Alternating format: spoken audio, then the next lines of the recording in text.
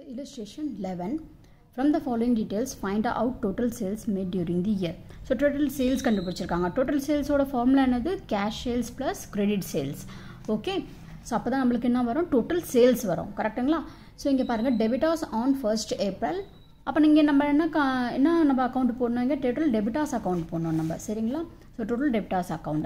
So இது கொடுத்திருக்காங்க இங்க debitors கொடுத்திருக்காங்க on 1st April இதுதான் ஓப்பனிங். ஸோ ஓப்பனிங் நாங்கள் இங்கே போட்டாச்சு 50,000. சரிங்களா? அதுக்கப்புறம் வந்து cash receive from debtors during the year. Cash receive ஆயிருக்கு இந்த இடத்துல. ஸோ அது வந்து 1,50,000. ஓகேங்களா? அதுக்கப்புறம் பாருங்கள் ரிட்டர்ன் இன்வர்ட். ரிட்டர்ன் இன்வர்ட்னா என்னது? உங்களோட சேல்ஸ் ரிட்டர்ன். ஓகேங்களா? ஸோ அது வந்து உங்களுக்கு 15,000. அதுக்கப்புறம் பாருங்கள் இங்கே பேட் டெட்ஸ். பேட் டெட்ஸ்னால் உங்களுக்கு திரும்பியே வராது அந்த அமௌண்ட்டு. ஓகே. ஸோ அது எவ்வளோ கொடுத்துருக்காங்க உங்களுக்கு? 5,000. ஓகே. அதுக்கப்புறம் உங்களுக்கு என்ன கொடுத்துருக்காங்க? Debtors on 31st March 2019. அதுதான் என்னது? க்ளோசிங் உங்களுது.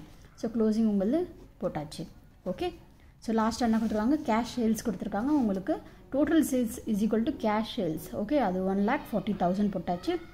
ஸோ இங்கேருந்து நம்மளுக்கு என்ன கிடைக்கும்? தட் இஸ் உங்களுக்கு கிரெடிட் சேல்ஸ் கிடச்சிடும். எப்படி கிடைக்கும்? இது ஃபுல்லாக நீங்கள் ஆட் பண்ணுவீங்க.